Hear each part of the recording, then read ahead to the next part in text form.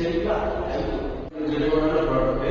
நீங்கள் வந்து இது போல ட்ரைனிங்கும் நீங்கள் டயட்டை ஃபாலோ பண்ணுங்கள். 48 days உங்களுக்கு 10 to 12 days வந்து தாராளமாக லாஸ் ஆகிடும். ஓகே மாஸ்டர், ரெகுலராக ஃபாலோ